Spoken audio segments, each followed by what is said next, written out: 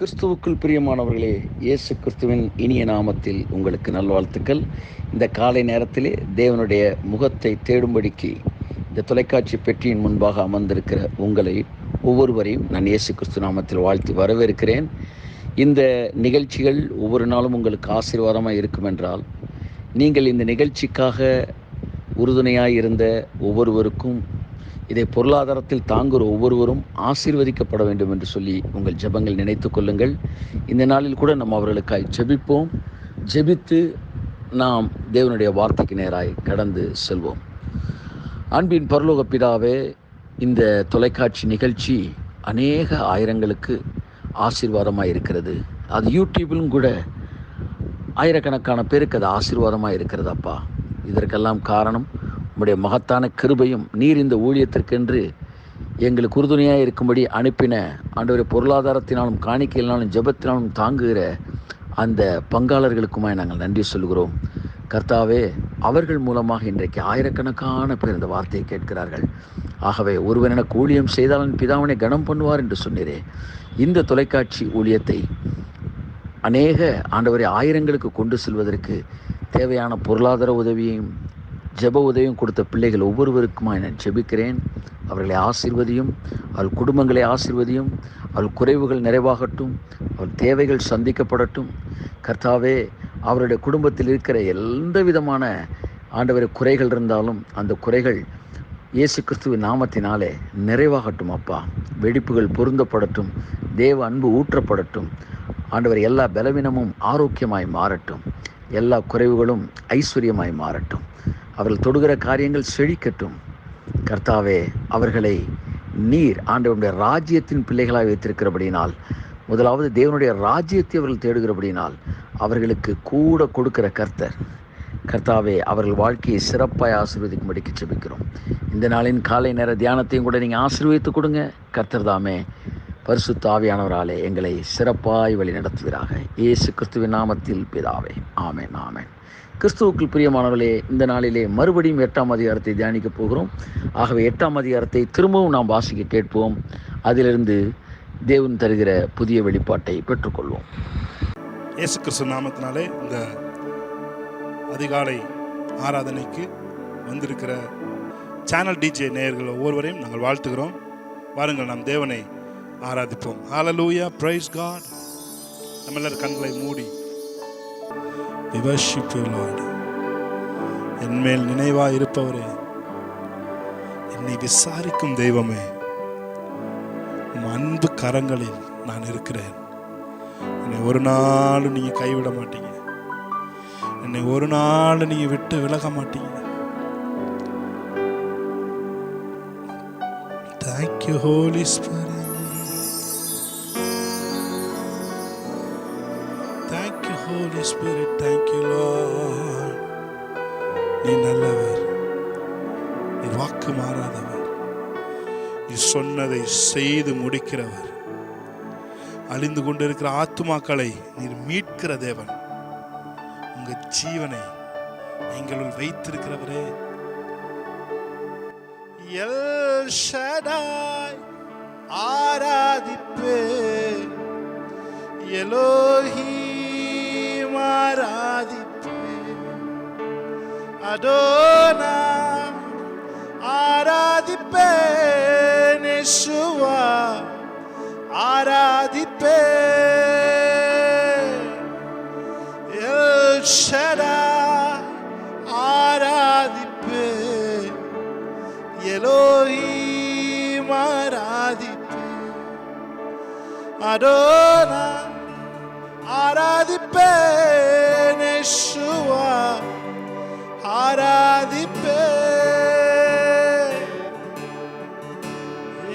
ஹல்லேலூயா, Yeshua உம்மை ஆராதிக்கிறோம்.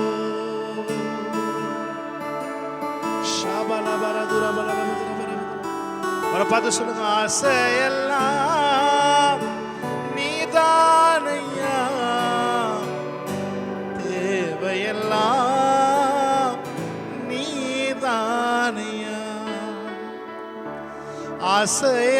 ஆசையெல்லாம் நீதான்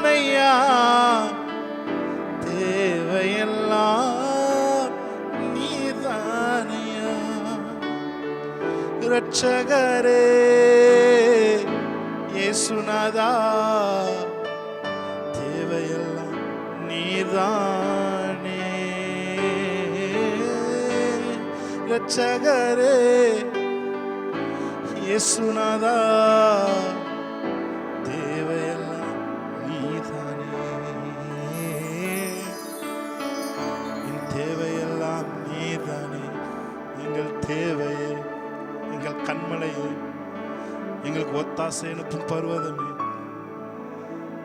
நாங்கள் நோக்கி பார்க்கிற கண்மலையே, எங்கள் கோட்டையே, எங்கள் துருகமே, நாங்கள் நம்பி இருக்கிற கேடகமே.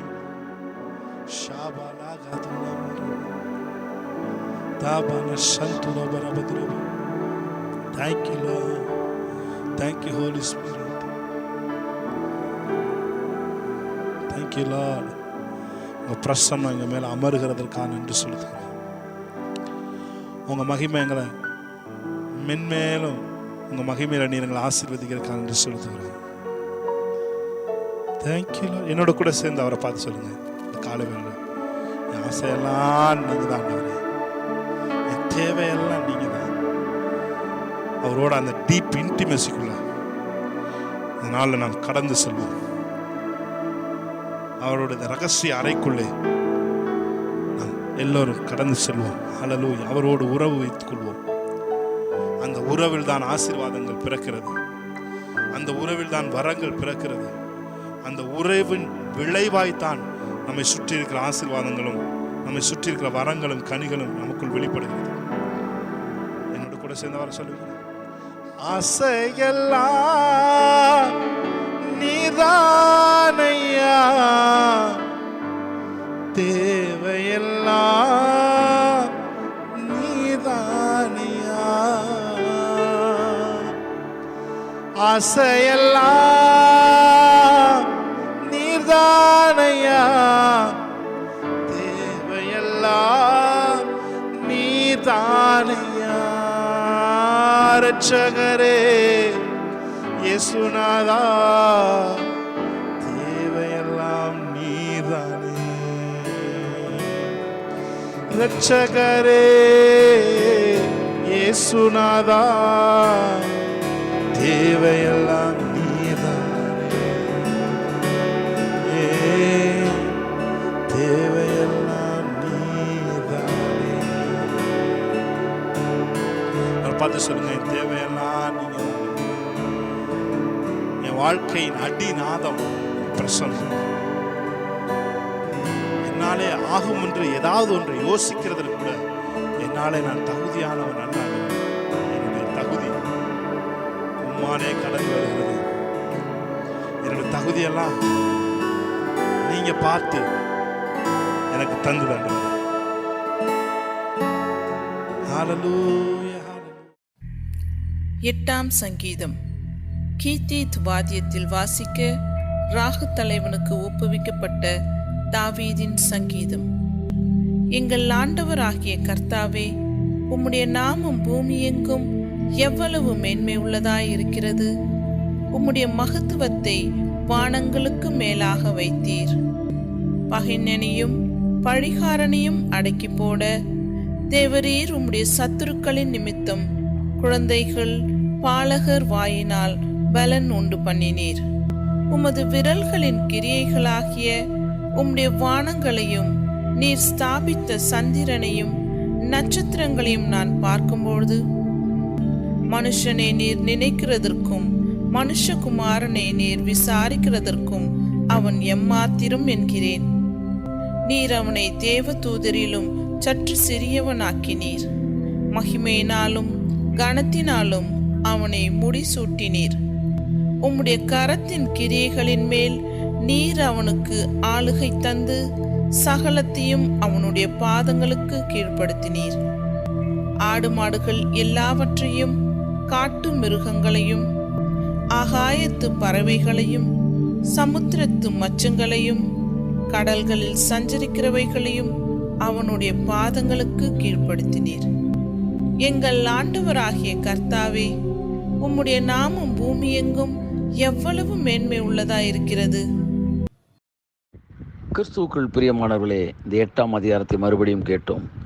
அதிலே 2வது வசனம் சொல்கிறது, பகைஞரையும் பழிகாரரையும் அடக்கி போட குழந்தைகள் வாயினாலும் பாலகர் வாயினாலும் பலன் உண்டு பண்ணுகிறீர் என்று. பலன் என்கிற வார்த்தையை நாம் பார்த்தோம், துதி என்கிற அர்த்தத்திலே. இன்றைக்கும் கூட அதில் ஒரு முக்கியமான ஒரு தேவனுடைய வெளிப்பாட்டை உங்கள் மத்தியில் பேச விரும்புகிறேன். பகைஞரும் பழிகாரையும் அடக்கி போட பாலகரை கர்த்தர் பயன்படுத்துகிறாராம். கிறிஸ்துவுக்குள் பிரியமானவர்களே, ஒரு எதிரியை அழிப்பது எப்படி நடைமுறையில் பாலகரை கொண்டு சாத்தியப்படும்? அதாவது ஒரு எதிரியை அழிப்பது, பாலகனை கொண்டு ஒரு எதிரியை அழிப்பது நடைமுறையில் எப்படி சாத்தியப்படும் என்றால், வேதம் ஒரு விஷயத்தை இங்கு தீர்க்கமாக சொல்கிறது, பாலகர் வாயில் பலன் உண்டு பண்ண செய்வீர் என்று. யார் இந்த பாலகர்கள் என்பதை நீங்கள் புரிந்து கொள்ள வேண்டும். என கண்பானவர்களே, ஒரு விஷயத்தை நீங்கள் மறந்துவிடக்கூடாது. இந்த பாலகர்கள் ஒரு விசேஷித்த வல்லமை பெற்றவர்களாக இருக்கிறார்கள். ஆகையால் இவர்கள் பாலகர்களாக இருந்தாலும் பகைஞரையும் பழிகாரையும் இவர்கள் அடக்கி போடுகிறார்கள். அந்த பாலகர் யார்? யோவான் 1ஆம் அதிகாரம் 12ஆம் வசனம் சொல்லுகிறது, அவருடைய நாமத்தின் மேல் விசுவாசம் உள்ளவர்களாய் அவரை ஏற்றுக்கொண்டவர்கள் எத்தனை பேரோ அத்தனை பேரும் அவருக்கு பிள்ளைகளாகும்படி அதிகாரம் கொடுத்திருக்கிறார். என் அன்புக்குரியவர்களே, இது உலகத்தில் பிறக்கும் சாதாரண பாலகர்களை பற்றி இங்கு சொல்லவில்லை. மாம்சத்தினாலும் இரத்தத்தினாலும் பிறந்த பாலகர்கள் பழிகாரரையும் பகைஞரையும் அடக்கி போடுவார்கள் என்று சங்கீதம் 8:2 குறிப்பிடப்படவில்லை. இது உலகத்தில் பிறந்த பாலகர் அல்ல, இது உன்னதமானவருக்கு பிறந்த பாலகர்கள். வேதம் சொல்லுகிறது, அவர்கள் மாம்சத்தினாலும் இரத்தத்தினாலும் பிறவாமல் தேவனுடைய சித்தத்தினால் பிறந்திருக்கிறார்கள். அப்படி பிறந்த அந்த தேவ பிள்ளைகள் அவர்கள் பாலகர்களாக இருந்தாலும், அவர்கள் நேற்று பிறந்தவர்களாக இருந்தாலும், அவருடைய வித்து தேவனுடைய வித்தாய் இருக்கிறபடினாலே பிசாசானவன், பகைஞன், பழிகாரன் அவர்களை பார்த்து நடுங்குகிறான். பகைஞரையும் பழிகாரனையும் அவன் அந்த பாலகருக்கு முன்பாய் அடங்கி போகிறான். காரணம் என்னவென்றால், அந்த வித்து தேவனுடைய வித்தாய் இருக்கிறது. இந்த உலகத்தில் எவ்வளவு பெரிய ஒரு பரிசுத்தவானையும் கண்டு பிசாசு பயப்படுவதை விட தேவனுடைய பிள்ளைகளை கண்டவன் பயப்படுகிறான். ஒரு நாட்டை படையெடுத்து அநியாயமாய் பிடித்து வைத்திருக்கிற ஒரு நாட்டின் அரசன் அந்த நாட்டில் இருக்கிற 10 தளபதிகளை கூட தன் அருகில் வைத்துக் கொள்வான். ஆனால் அந்த ராஜ குடும்பத்தில் பிறந்த ஒரு குழந்தையை கூட அவன் விட்டு வைப்பதில்லை. காரணம், இந்த மிகப்பெரிய தளபதிகளை விட ஆபத்தானவன் அந்த குழந்தை. காரணம், அந்த குழந்தையின் மேல் ஒரு ராஜரீக அபிஷேகம் இருக்கிறது. அந்த குழந்தைக்கு ஒரு அதிகாரம் அந்த நாட்டின் மீது இருக்கிறது. அந்த குழந்தைக்கு ஒரு யாருக்கும் இல்லாத ஒரு சுதந்திர வீதம் அந்த குழந்தைக்கு இருக்கிறது. ஆகவே அந்த குழந்தையை பார்க்கும்போது அந்த மன்னனுக்கு மிகப்பெரிய கலக்கம் உண்டாகும். அப்படித்தான் இயேசு கிறிஸ்து பிறந்திருக்கிறார் என்று கேள்விப்பட்ட போது ஏரோது மன்னன் கலங்கினான். ஏன் ஒரு பாலகனுக்கு பயப்பட வேண்டும்? காரணம், அவர் ஒரு ராஜரீக அபிஷேகம் பெற்றவர், அவருக்குள் ஒரு ராஜ வித்து இருக்கிறது என்பதனால் அவன் பயந்தான். அப்படித்தான் இந்த உலகத்தில் இருக்கிற பிசாசும் கூட பகைஞனாகி அவன், பழிகாரனாகி அவன் பாலகரை கண்டு பயப்படுகிறான். இந்த பாலகரை இயேசு கிறிஸ்துவை சொந்த இரட்சகராய் ஏற்றுக்கொண்டு அவருக்கு பிள்ளைகளாய் பிறந்திருக்கிற உங்களையும் என்னையும் கண்டு அவன் பயப்படுகிறான். காரணம், நமக்குள் ஒரு வித்து இருக்கிறது. அந்த வித்து தேவனுடைய வித்து என்பதை மறந்து போகாதிருங்கள். ஏன் வித்துக்கு பிசாசு இவ்வளவு பயப்பட வேண்டும்? ஏனென்றால் ஆதியாகமம் 3ஆம் அதிகாரத்தில் தேவன் பிசாசு சர்ப்பத்தை பார்த்து சொன்னபோது, அவர் உன் தலையை நசுக்குவார், ஸ்திரீயின் வித்து சர்ப்பத்தின் தலையை நசுக்கும் என்று சொன்னார். ஆகவே உன் வித்துக்கும் அவள் வித்துக்கும் பகை உண்டாக்குவேன் என்று சொன்னார். ஆகவே அன்றிலிருந்து பிசாசுக்கு தெரியும், ஒரு பரிசுத்தவான் தலையை நசுக்கப் போகிறான் என்று பிதா சொல்லவில்லை. ஒரு மிகப்பெரிய ஒரு இந்த உலகத்திலே பெரிய அரசியல் தலைவன் ஒருவன் தன் தலையை நசுக்குவான் என்று சொல்லவில்லை. பிசாசுக்கு தெளிவாய் தெரியும், ஸ்திரீயின் வித்து சர்ப்பத்தின் தலையை நசுக்கும் என்று. ஆகவே அன்று முதல் பிசாசுக்கான பயம் இந்த உலகத்தில் இருக்கிற மிகப்பெரிய நல்லவர்களை கண்டல்ல, இந்த உலகத்தில் பிறந்த தேவனுடைய வித்துக்களை கண்டு. காரணம், வித்துக்கள் மட்டுமே சர்ப்பத்தின் தலையை, சாத்தானின் தலையை நசுக்குவதற்கு வல்லமை பெற்றவர்களாக இருக்கிறார்கள். இந்த உலகத்தில் தோற்றுப்போன அனைவரை நீங்கள் பார்த்திருக்கலாம். அவர்கள் தேவனுடைய வித்துக்களாக இல்லாமல் அல்லது அதை உணராமல் இருப்பதினால் பிசாசு அவர்களை ஜெயித்திருக்கலாம். ஜெயித்தவர்களை காட்டி உங்களை பிசாசு பயமுறுத்தலாம். அவர்கள் வேறு, நீங்கள் வேறு என்பதை புரிந்து கொள்ளுங்கள். உங்களுக்குள் ஒரு அதிகாரம் இருக்கிறது. அது தேவனுடைய வித்து என்கிற அதிகாரம். அந்த அதிகாரம் எதை தருகிறது என்றால், சாத்தானின் தலையை நசுக்க உங்களால் எளிமையாய் முடியும் என்பதை அது காட்டுகிறது. ஆகவே கிறிஸ்துவுக்குள் பிரியமானவர்களே, பகைங்கரையும் பழிகாரையும் அடக்கி போட பாலகர் வாயிலில் பலன் உண்டு பண்ண செய்கிறார். இந்த வார்த்தையின் அதிகமான அர்த்தம் என்னவென்றால், இன்னொரு மேன்மையான அர்த்தம் என்னவென்றால், அந்த பாலகர்களுக்குள்ள ஒரு ஆளுகைத்தன்மை இருக்கிறது. காரணம், ஒரு அரச குடும்பத்தில் அரசனாகிய ராஜாவாகிய இயேசு கிறிஸ்துவின் வித்தாய் அவர்கள் இருக்கிறபடினாலே ஆளக்கூடிய அந்த அதிகாரம் அவர்களுக்குள் இருக்கிறது. இயேசு கிறிஸ்துவுக்கு பெயர் யூதருக்கு ராஜாவாய் பிறந்திருக்கிறவர் எங்கே? அவர் யூதருக்கு மட்டும் ராஜம் அல்ல, சர்வலோகத்திற்கும் ராஜாவாய் இருக்கிறார். அந்த ராஜரீக வித்து உங்களுக்குள் இருக்கிறபடினால் உங்களுக்குள்ள இந்த ஆளுகிற தன்மை இருக்கிறது. ஆகையால் தான் அந்த ஆளுகிற தன்மையுடைய அந்த ராஜாவின் வித்தாய் பிறந்த அந்த பாலகர்களை கொண்டு பகைங்கரும் பழிகாருமாய பிசாசை அடக்கி போடுகிறார் என்பதை மனதில் கொண்டுதான் இந்த சங்கீதத்தை தாவீது எழுதுகிறான். அதை உறுதிப்படுத்துவதற்காகத்தான் அதற்கு கீழே வருகிற வசனங்களில் அவர் எழுதுகிறார், நீ ஸ்தாபித்த சூரியனையும் சந்திரனையும் பார்க்கும்போது மனுஷனை விசாரிக்கவும் மனுஷனை நீ நினைப்பதற்கும் மனுஷகுமாரனை விசாரிப்பதற்கும் எம்மாத்திரம் என்றேன் என்று எழுதுகிறார். அன்புக்குரியவர்களே, அதற்கு கீழே எழுதுகிறார், அவனை கனத்தினாலும் மகிமையினாலும் முடிசூட்டினீர், சகலத்தையும் அவன் பாதத்திற்கு கீழ்ப்படுத்தினீர், சகலத்தையும் அவனை ஆளும்படி வைத்தீர். பாருங்கள், இத்தகைய ஆளுகின்ற அதிகாரத்தை பெற்ற அந்த குழந்தைகளைத்தான் பார்த்து பகைங்கனும் பழிகாருமாய பிசாசு பயப்படுகிறான். யார் அந்த குழந்தைகள்? இயேசுவை சொந்த இரட்சகராய் ஏற்றுக்கொண்ட நீங்களும் நானுமே அந்த குழந்தைகள். ஆகவே நீங்கள் வெளியே போகும்போது தைரியமாய் புறப்பட்டு செல்ல வேண்டும். நீங்கள் தேவனுடைய வித்தாய் இருக்கிறீர்கள். தேவனுடைய வித்து அவனுக்குள் இருக்கிறபடினால் பொல்லாங்கன் அவனை தொடான் என்று வேதம் சொல்லுகிறது. ஆகவே நீங்கள் தேவனுடைய வித்து. என் அன்புக்குரியவர்களே, உங்களை குறித்து எழுதப்பட்ட சங்கீதம் தான் சங்கீதம் 8 வசனங்கள். பகைங்கரையும் பழிகாரையும் இந்த உலகத்தில் இருக்கிற பிசாசின் கிரைகளை அழித்து போட தேவன் கிறிஸ்துவுக்குள் பிறந்த பாலகர்களாகிய உங்கள் மூலம் பலனை கட்டவிழ்க்கிறார், வல்லமையை கட்டவிழ்க்கிறார். உங்களுக்குள் அந்த வல்லமை இருக்கிறது, பலன் இருக்கிறது. அது 40 நாள் உபவாசம் போடுவதனால் மட்டும் வருகிற பலன் அல்ல, அது உங்கள் பிறப்பிலே உங்களோடு கூட இருக்கிற அந்த வித்தில் இருந்து புறப்படுகிற வல்லமை. அந்த வல்லமை உங்களுக்குள் இருக்கிறபடினால் இயேசு கிறிஸ்துவின் நாமத்தில் நீங்கள் போய் நிற்கும் போதே தாகோன் சிலைகள் நொறுங்கிவிடும். கர்த்தர் தாமே உங்களை ஆசீர்வதிப்பாராக. வருகிற நாட்கள் உங்களுடைய பாதை ராஜபாதையாக இருக்கட்டும். இந்த நாள் உங்கள் வாழ்க்கை ஆளுகை நாளாக இருக்கட்டும். கர்த்தர் தாமே உங்களை ஆசீர்வதிப்பார். பிரியமானவர்களே, இயேசு கிறிஸ்துவின் நாமத்தில் உங்களை ஆசீர்வதிக்கிறேன். கண்களை மூடி நாம் ஜெபிப்போம். அன்பின் பரலோக பிதாவே, தேவ பிள்ளைகளாக இவர்களை நான் ஆசீர்வதிக்கிறேன். அப்பா, இந்த காலை நேரத்திலே உம்முடைய சத்தத்தினாலே எங்கள் கண்கள் தெளிவானதற்காய் ஸ்தோத்திரம். உம்முடைய பிரசன்னத்தினாலே எங்கள் இருதயம் நிரம்பினதற்காய் ஸ்தோத்திரம். தகப்பனே, நாங்கள் உம்முடைய பிள்ளைகளாக இருக்கிறோம், உம்முடைய வித்துக்களாக இருக்கிறோம். ஆகையால் சகலத்தையும் ஆளக்கூடிய ஒரு அதிகாரத்தை அந்த வித்தின் மூலமாக நாங்கள் பெற்றிருக்கிறோம்.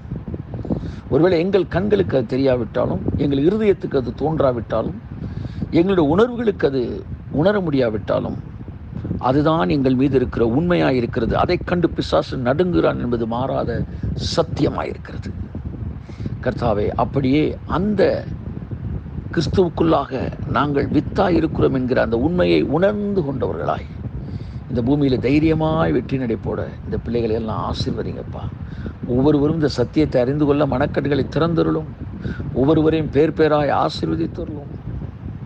கர்த்தாவே, ஒவ்வொருவரையும் அந்த ஆவிக்குரிய வெளிப்பாடுகளை புரிந்து கொள்ள உதவி செய்தருளும்.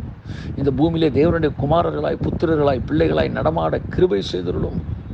இவர்களுக்கு முன்பாக இருக்கிற தடைகள் நொறுங்கி போக, பகைங்கரும் பழிகாரும் அடக்கி போட இவர்கள் மூலம் பலத்தை கட்டளையிடும், வல்லமையை கட்டளையிடும். பிதாவே, இந்த கடைசி நாட்களிலே ஒரு சந்ததி கர்த்தருடைய சந்ததி என்னப்படும், அது கர்த்தருடைய சந்ததி என்னப்படும் என்று சொன்னீரே ஆண்டவர். அந்த சந்ததியாய் நாங்கள் இருக்க எங்களுக்கு உதவி செய்துள்ளோம் அப்பா.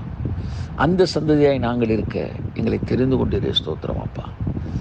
ஜனங்கள் எல்லாம் நீ சொன்ன அந்த சந்ததியாய், ஒரு சந்ததி என்றென்றைக்கும் இருக்கும் என்று சொன்னீரே, அந்த சந்ததியாய் நாங்கள் இருக்க, இந்த கடைசி சந்ததியாகிய நாங்கள் உங்கள் சந்ததி என்பதை இந்த உலகத்திற்கு காட்ட பிள்ளைகளுடைய மனக்கண்களை திறந்துள்ளோம். எஸ் லார்ட், எல்லா குற்றம் குறைகளையும் தயவாய் மன்னித்திருக்கிறதற்காக ஸ்தோத்திரம். ஆணி வாய்ந்த கரத்திலே தாழ்த்தி ஒப்பு கொடுக்கிறோம். இதோ உங்கள் பிள்ளைகள் அதிகாரிகளாய் ராஜாக்களாய் இந்த பூமியை ஆளட்டும். இரட்சகர் மீட்பெருமாய் இயேசு கிறிஸ்துவின் நாமத்தில் பிதாவே, ஆமென். என் ஆத்துமாவே கர்த்தரை ஸ்தோத்திரி, என் முழுவதுமே பரிசுத்த நாமத்தை ஸ்தோத்திரி. என் ஆத்துமாவே கர்த்தரை ஸ்தோத்திரி, கர்த்தர் செய்த சகல உபகாரங்களை மறவாது. ஆமென். ஹல்லேலூயா, பிரைஸ் காட். மறுபடியும் நாளை காலை இதே நேரத்தில் நாம் சந்திப்போம். தொடர்ந்து தேவனுடைய வாக்கியங்களின்படி நம்முடைய மனக்கண்கள் பிரகாசமடைய கர்த்தர் கிருபை செய்வாராக. ஆமென். God bless you. We worship you, Lord. என்மேல் நினைவாய் இருப்பவரே, என்னை விசாரிக்கும் தெய்வமே, உம் அன்பு கரங்களில் நான் இருக்கிறேன். என்னை ஒரு நாளும் நீங்க கைவிட மாட்டீங்க. என்னை ஒரு நாள் நீங்க விட்டு விலக மாட்டீங்க. Thank you, Holy Spirit. Thank you, Holy Spirit. Thank you, Lord. நீ நல்லவர், நீ வாக்கு மாறாதவர், நீ சொன்னதை செய்து முடிக்கிறவர், அழிந்து கொண்டிருக்கிற ஆத்துமாக்களை நீர் மீட்கிற தேவன், உங்க ஜீவனை எங்களுள் வைத்திருக்கிறவரே. எல் ஷடாய் ஆராதிப்பே, எலோஹீம் ஆராதிப்பே, அதோனா ஆராதிப்பே, யெஷுவா ஆராதிப்பே, எல் ஷடாய் ஆராதிப்பே, எலோஹீம் ஆராதிப்பே, அதோனா ஆராதிப்பே, யெஷுவா ஆராதிப்பே. ஹல்லேலூயா, எல் ஷடாய் உம்மை ஆராதிக்கிறோம்.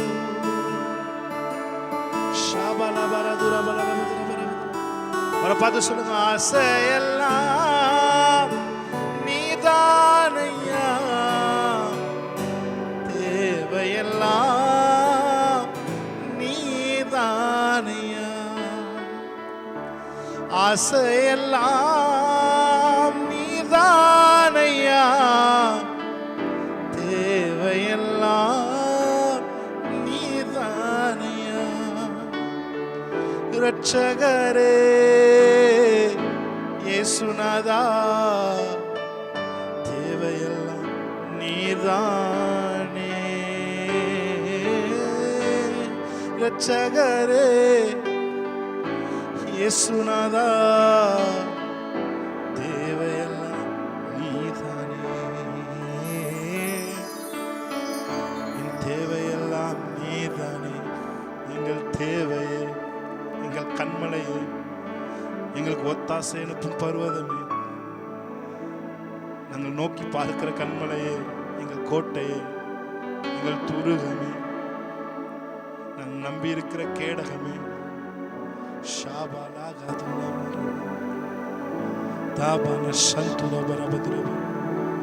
Thank you, Lord. Thank you, Holy Spirit. Thank you, Lord. உங்க பிரசன்னம் எங்க மேல அமருகிறதற்காக நன்றி சொல்லுகிறேன். உங்க மகிமை எங்களை மென்மேலும் உங்க மகிமையில நீர் எங்களை ஆசீர்வதிக்கிறதுக்காக நன்றி சொல்லுகிறேன். தேங்க்யூ. என்னோட கூட சேர்ந்து அவரை பார்த்து சொல்லுங்க, இந்த காலை வேலை என் ஆசையெல்லாம் நீங்க தான், என் தேவையெல்லாம் நீங்க தான். அவரோட அந்த டீப் இன்டிமெசிக்குள்ள இந்த நாளில் நாம் கடந்து செல்வோம். அவரோட இந்த ரகசிய அறைக்குள்ளே நாம் எல்லோரும் கடந்து செல்வோம். ஹல்லேலூயா. அவரோடு உறவு வைத்துக் கொள்வோம். அந்த உறவில் தான் ஆசீர்வாதங்கள் பிறக்கிறது. அந்த உறவில் தான் வரங்கள் பிறக்கிறது. அந்த உறவின் விளைவாய்த்தான் நம்மை சுற்றி இருக்கிற ஆசீர்வாதங்களும் நம்மை சுற்றி இருக்கிற வரங்களும் கனிகளும் நமக்குள் வெளிப்படுகிறது. என்னோட கூட சேர்ந்து வர சொல்லுங்க, ஆசையெல்லாம் நீதானையா, தேவையெல்லாம் நீதானையா, ஆசையெல்லாம் நீர்தானையா, தேவையெல்லாம் நீர்தானையா. இரட்சகரே இயேசுநாதா, தேவையெல்லாம் நீர்தானே. இரட்சகரே இயேசுநாதா, தேவையெல்லாம் நீர்தானே. தேவையெல்லாம் நீர்தானே. பார்த்து சொல்லுங்க, என் தேவையெல்லாம் நீங்க. என் வாழ்க்கையின் அடிநாதம் பிரசன்னம். என்னாலே ஆகும் என்று ஏதாவது ஒன்றை யோசிக்கிறதுக்கு கூட என்னாலே நான் தகுதியானவன் அல்ல. என்னுடைய தகுதி உம்மாலே கடந்து வருகிறது. என்னுடைய தகுதியெல்லாம் நீங்க பார்த்து எனக்கு தந்து வேண்டும்.